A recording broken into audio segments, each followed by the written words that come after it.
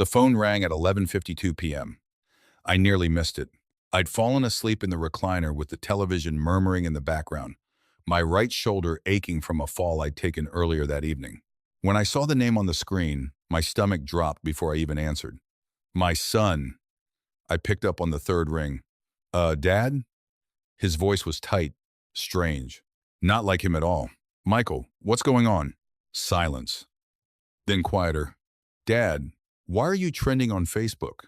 I sat up too fast, and my shoulder screamed at me for it. The TV was still on across the room, some late-night rerun nobody was watching. I looked at it, then back at the phone, like the answer might be sitting somewhere between the two. Michael, what are you talking about? Someone posted a video. It's got like 80,000 shares already. Dad, it's you. Right then, before he said another word, I already knew which moment he meant. Because 10 hours earlier, my son had told me not to come for Thanksgiving. Funny thing is, that wasn't even the worst conversation Michael and I ever had. Not close. The worst ones never come with shouting. They come quiet, almost gentle, which somehow makes them worse.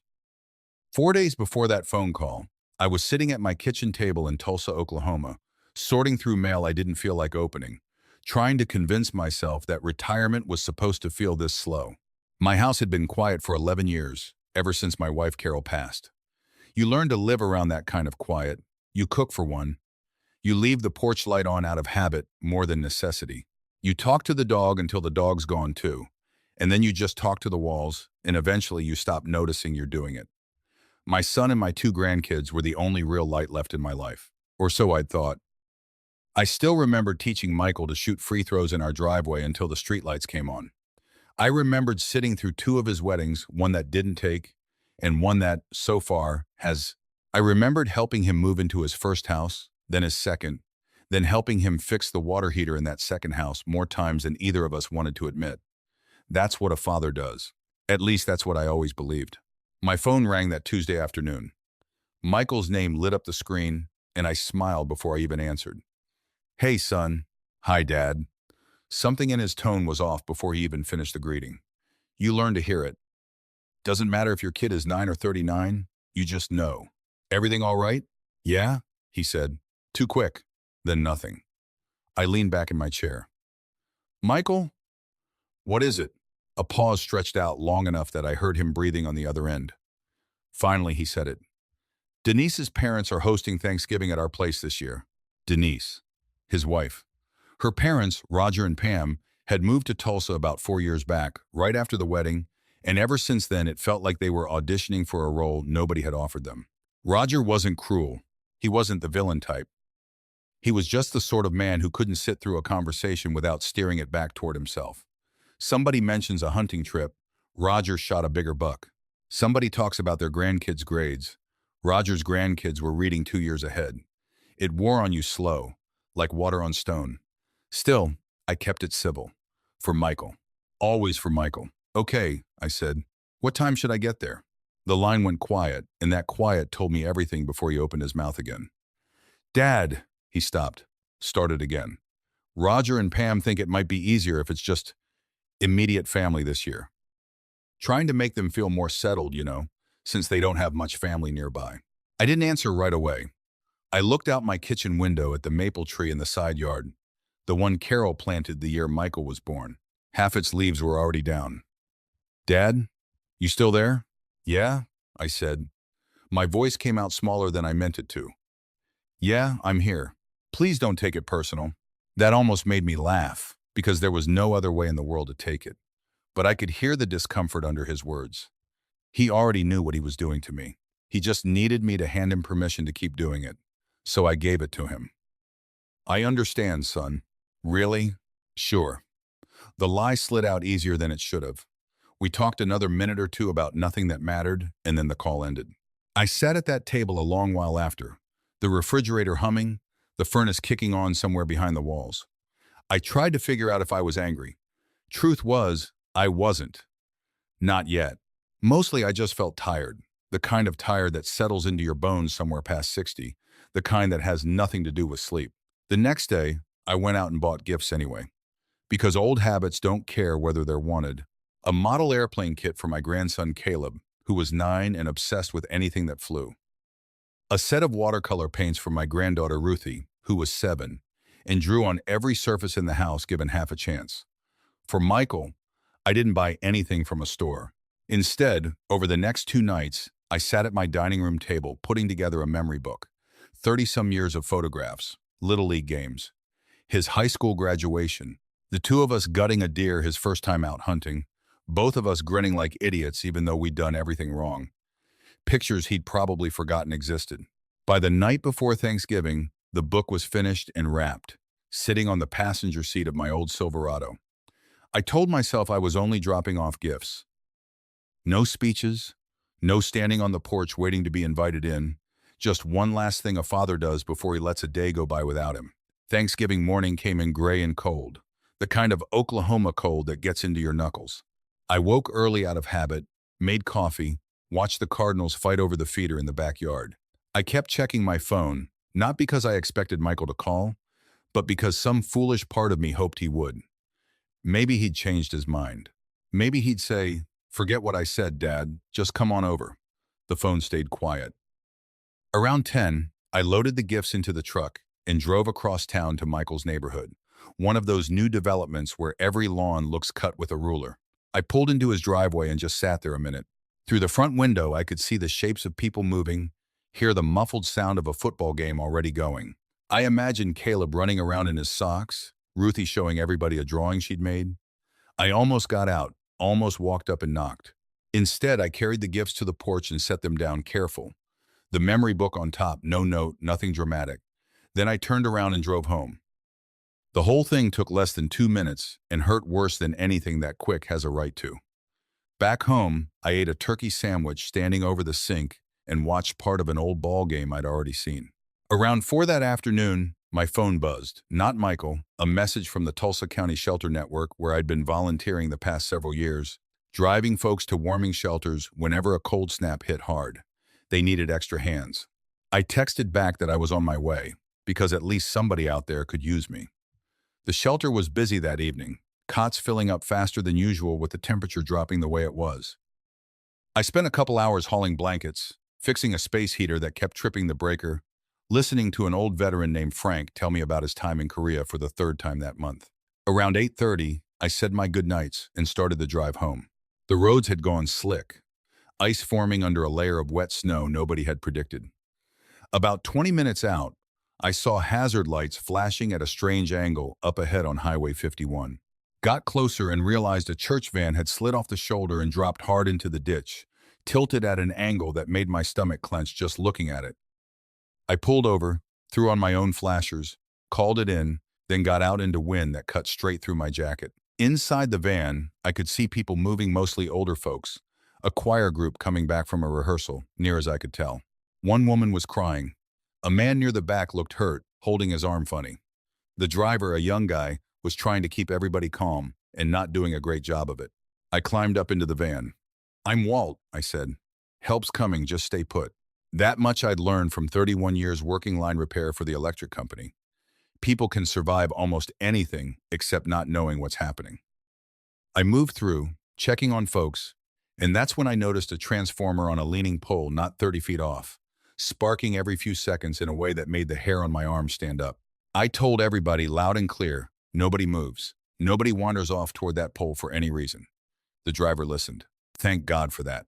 When the fire department got there, I helped 2 of the older women down out of the van, one of them shaking so bad I wrapped her in the blanket I kept behind my truck seat.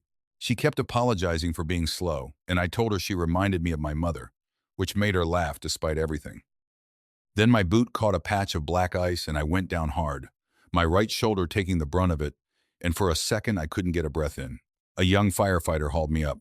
"You good, sir?" "Ask me in the morning," I said, and he laughed, though I wasn't joking. By the time the EMTs finished looking me over, nothing broken, just bruised bad enough that I'd feel it for weeks. A local news van had shown up. A reporter walked around filming whatever she could get, and she stuck a microphone in front of me and asked a couple questions. I answered without thinking much of it, cold and tired and ready for my own bed. Television was the furthest thing from my mind. I got home a little after midnight. Snow was coming down steady but soft now.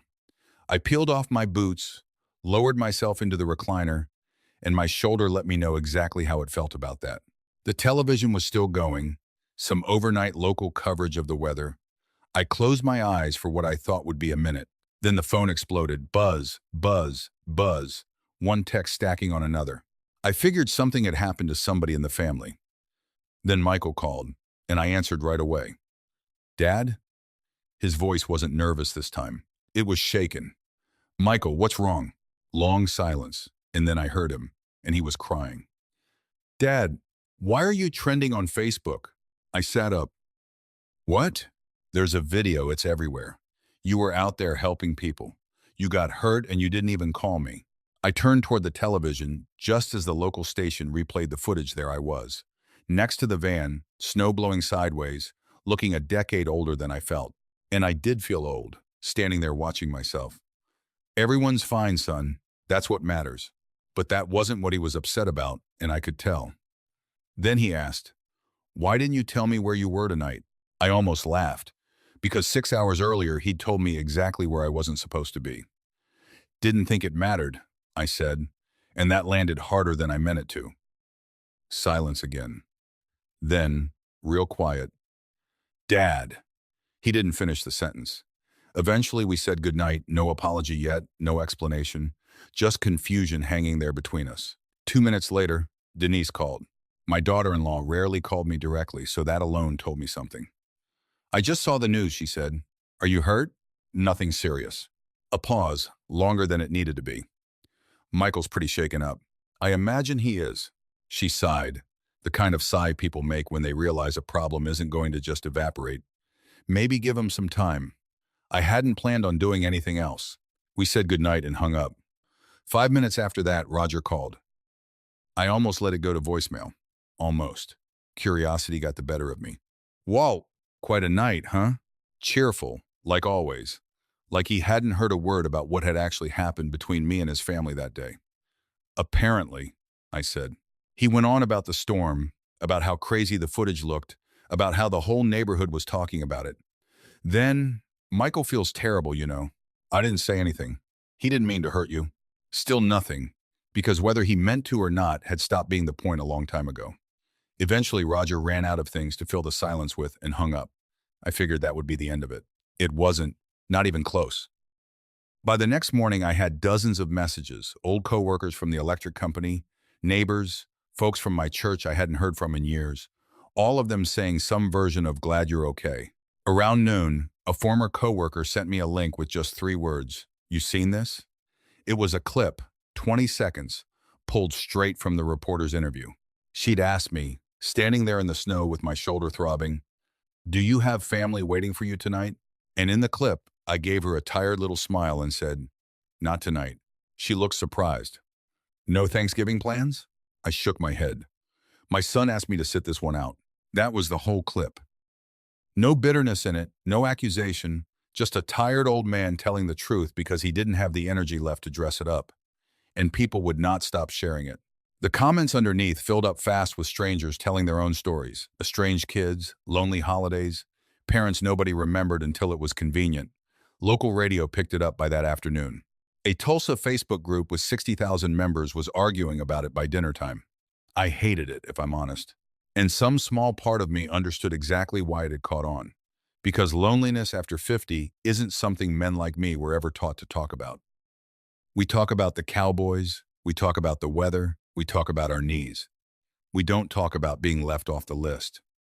Around 4, a text came in from Michael. Just 2 words. Can we talk? I stared at it a long while before setting the phone down. Not out of anger, just because I genuinely didn't know what I'd say.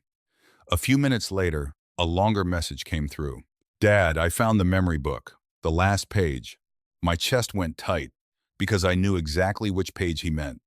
The handwritten note I'd tucked in at the very back, written alone at my kitchen table 2 nights before. No matter where I spend this Thanksgiving, you'll always be my boy. I didn't answer that one either, not right away. Then another notification came in, this one from a local journalist wanting an interview, not about the accident, she said, about me, about the volunteering, about the man behind the footage. And I had the distinct feeling this whole thing was only just getting started. I ignored her call the first day, then the second. At 67, I'd learned that not every ringing phone deserves an answer, especially once people suddenly seem fascinated by a life they never asked about before. The rescue wasn't what bothered me. The attention was. I'd spent 31 years fixing down lines in the middle of the night, and nobody ever threw a parade because the power came back on. That was just the job. She called a third time, then emailed, then left a voicemail I finally answered out of pure exhaustion. Her name was Carla Jimenez, young, polite, not looking for drama. Mr. Sinclair, thank you for calling back. It's Walt. Walt, I'd love to talk. Not about the accident, if that's all right. I'm interested in the people who keep bringing your name up. That caught me off guard. Turned out, while I'd been trying to disappear, Carla had been making calls of her own. Old coworkers, neighbors, the shelter director, even Frank the Korean War veteran. And all of them had stories about me I hadn't realized anybody remembered. A neighbor mentioned the time I rewired her whole garage for free after a storm took out half the block. A former coworker brought up a scholarship fund I'd quietly helped keep alive at the trade school downtown. The shelter director told her I'd been driving that route for 9 years, which honestly surprised even me when I heard the number out loud. Carla wanted to write about it. I told her not to bother. None of that matters, I said. She laughed. I think that's exactly why it does. That answer annoyed me because it sounded smarter than mine.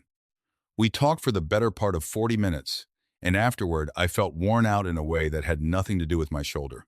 A few days later, her article ran, first online, then in the print edition, and it spread faster than the accident clip ever had.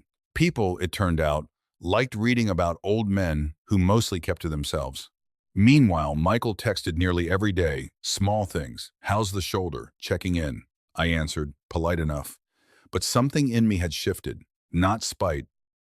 I just didn't feel the old urgency to smooth things over anymore.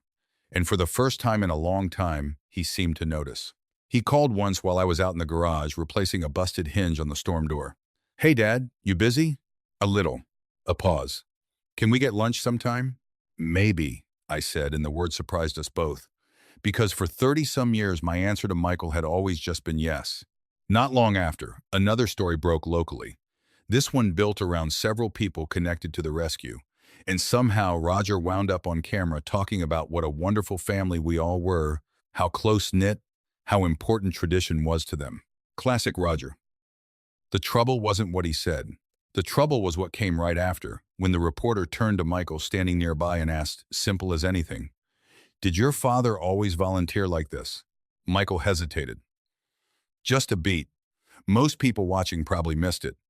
Carla didn't miss it. And once the clip made the rounds online, people started connecting the obvious dots without anybody pushing them to.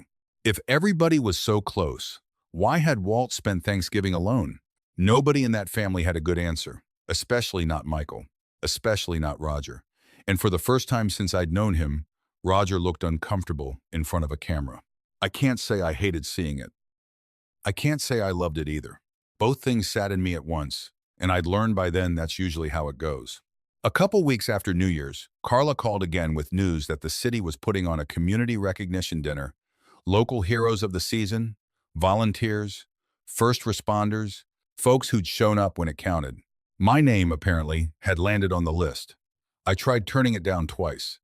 The city didn't seem interested in my opinion on the matter. A formal invitation came in the mail not long after. I set it on the counter and mostly forgot about it, until Carla called once more and mentioned, almost as an afterthought, that Roger's insurance agency was sponsoring one of the tables that evening. Michael and the family will likely be there, she added. The room felt smaller all of a sudden, not from nerves exactly, more from knowing what was coming. Sooner or later, every unfinished conversation sends you a bill. The dinner landed on a Saturday evening in late January at the convention center downtown. I nearly skipped it twice. The old sport coat I dug out of the closet fit tighter across the shoulders than I remembered, or maybe I'd just gotten wider, could have been either. I parked across the street in the cold and walked in past a lobby full of politicians, teachers, firefighters, everybody shaking hands and trying not to stare too hard at name tags. I was pouring coffee at the refreshment table when I spotted them across the room. Michael, Denise, Roger, Pam, the kids, standing near one of the sponsor banners. 30 feet, maybe, but it felt like a mile. Michael saw me first, and something moved across his face, nervous, hopeful, guilty, all at once. I lifted a hand, a small wave, nothing dramatic. He waved back. The crowd shifted and blocked the view, and part of me was almost relieved for it. The ceremony rolled along, teacher of the year, volunteer coach, foster parent recognition, people who'd earned every ounce of applause they got. I spent most of it hoping they'd somehow skip my name. No such luck. Eventually the host, a local news anchor, took the stage holding a card. Our next honoree reminded this community what quiet service looks like. The screen behind him lit up with pictures, me at the shelter, me at a trade school fundraiser, me standing beside that church van in the snow. The room applauded, and I wanted very badly to be somewhere else. They called me up. My shoulder still wasn't thrilled about sudden movement, but I made it up the steps. The host asked easy questions. First, how long had I been volunteering? What got me started? And then he asked the one I'd end up remembering for years. Walt, everybody's heard about that night on Highway 51. Looking back, what was the hardest part? The room went quiet in that particular way rooms do when they sense something real is coming. I looked out at the crowd, down at the floor, then back up. Helping those folks wasn't the hardest part, I said. The firefighters got there fast. The EMTs did their job. Everybody worked together fine. I paused just a couple seconds. The hardest part was finding out my own son thought somebody else's family deserved my seat at the table. Nobody moved. I hadn't raised my voice, hadn't named a soul, and everybody in that room understood anyway. I found Michael in the crowd. His hand was over his mouth, tears sliding down, the quiet kind, the kind a person tries hard to hide and can't. For a second, I regretted saying it out loud. Not because it wasn't true, because truth, once it's out in a room like that, doesn't go back in the box. The host recovered well. God bless him. He just nodded. Thank you for your honesty. And let it be. No follow-up, no push for more drama than the moment already held. The applause came slow at first, then built, not for what I'd said exactly, but for the honesty behind it. Afterward, people came at me from every direction. Handshakes, photos, more attention in one night than I'd had in the last 10 years combined. I was working my way toward the exit when I heard, "Dad." I stopped. Michael was standing there alone. Neither of us said anything for a second.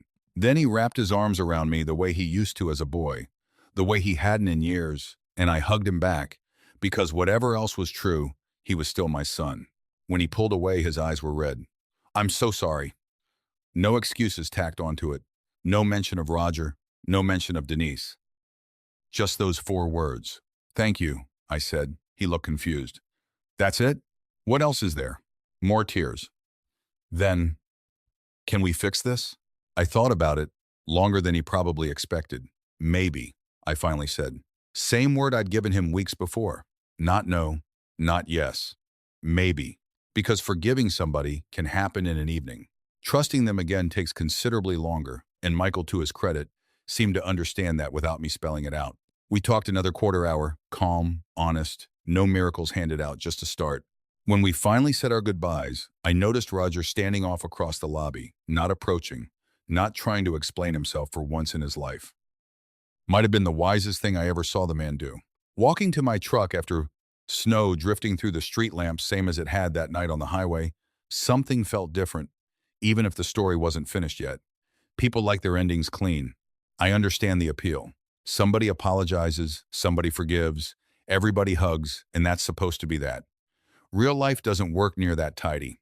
Michael and I didn't turn overnight into the father and son we used to be. He didn't show up every Sunday with fresh coffee cake. I didn't pretend Thanksgiving hadn't happened the way it had.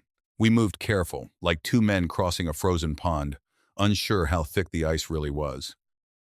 The first week after that dinner, he called twice, and I picked up both times. We talked about ordinary things, Caleb's basketball season, my shoulder, the weather. The second week, he asked if he could bring the grandkids over for lunch. I said yes, then spent the whole morning cleaning a house that didn't need it, buying juice boxes and the fruit snacks Ruthie liked. At 11:30, a text came through. "Caleb's running a fever. Can we push it back?" I stared at that message a long time. Felt the old instinct rise up to swallow the disappointment whole and say it's fine, don't worry about it. Instead, I waited, made coffee, sat with it, and finally typed back, "Sure, let me know when works." That was all. No extra sweetness, no pretending I wasn't let down. Just a boundary, small as it was, but mine. Over the following months, I made a few quiet changes. I sat down with my attorney, a sharp older woman named Grace Whitfield, and went through my will, my power of attorney, all the paperwork I'd been putting off for years. She asked if I was doing this out of anger. No, I told her, out of clarity. That seemed to satisfy her. I didn't cut Michael out, wouldn't have felt right doing that, but I restructured things. Part still went to him, part into a trust for Caleb and Ruthie's schooling, and part to the shelter and the trade school fund. For years, I'd measured my whole life's worth against my family alone. That had been my mistake. They mattered plenty. They just weren't the only thing that ever had.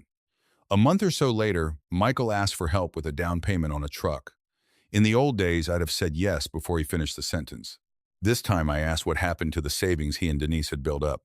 He sighed. Roger talked us into some land deal out past Broken Arrow. There it was, Roger again. I can't do that, son, I told him.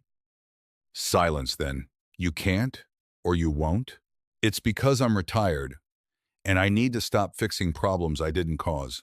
That landed. He didn't argue, just said okay, quiet, and hung up. I figured there'd be some resentment in that, and maybe there was for a while. But a week later he called again, not asking for a dime, just wanting to talk. That was the first real sign something might actually be shifting for good. Spring came on slow that year. I kept driving my shelter route, kept fixing what needed fixing. One afternoon, a familiar face walked through the door. Eleanor Vance, 76, one of the women I'd helped off that church van back in November.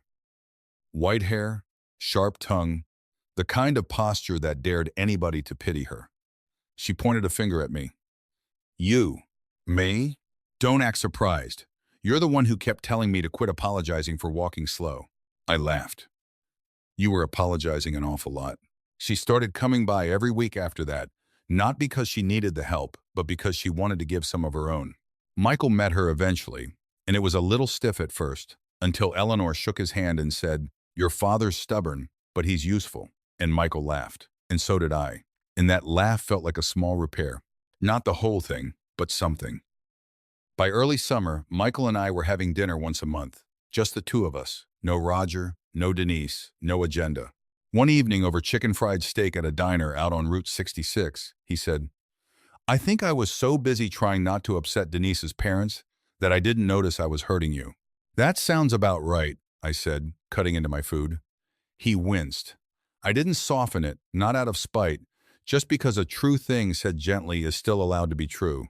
In August, a letter came from the state, an Oklahoma Volunteer Recognition Award, statewide this time, a formal dinner in Oklahoma City, one guest allowed. Michael, I think, expected it'd be him. He never said so outright, but I heard the hope sitting under his voice when I mentioned it. "Who are you taking, Dad?" I looked out at my backyard, at the bird feeder, at the chair on the patio where our old dog used to sleep in the sun. "I know who," I said. A pause. "Oh, I'm taking Eleanor." Another pause, and then he surprised me. "That's good, Dad. She should be there." I could hear the sadness in it, but also something like understanding, and that's the moment I really believed we might be all right one day. Not because he got the thing he wanted, but because he'd finally learned to accept the thing he didn't. The dinner in Oklahoma City went fine. Eleanor in a navy dress complaining about the parking the entire 20 minutes we circled the block. When they called my name, she squeezed my arm and whispered, "Don't trip, old man," and I didn't, mostly. Afterward, we ate pie at a little diner near the Capitol, talked about nothing important, weather and bad drivers and good coffee. On the drive home, my phone buzzed. A text from Michael. "Proud of you, Dad." I smiled, set the phone in the cup holder, and didn't need to look at it again the rest of the way home. Not because I didn't care, but because I finally knew I didn't need a message from my son to make the night mean something on its own. That was the only kind of getting even I ever wanted. In the end, no shouting, no ruined holiday, no scorekeeping. Just one old man finally understanding that love isn't supposed to require begging for it. I still love my son. I always will. But I don't mistake being needed for being valued anymore. And I don't save a seat at my table for people who only remember I'm sitting there once the cameras start rolling.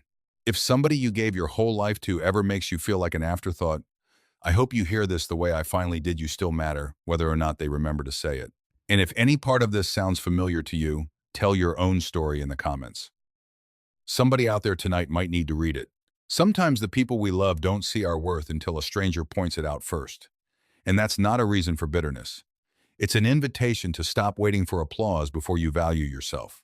Keep showing up with an open heart, but stop saving seats at your table for people who only remember you exist when the world is watching.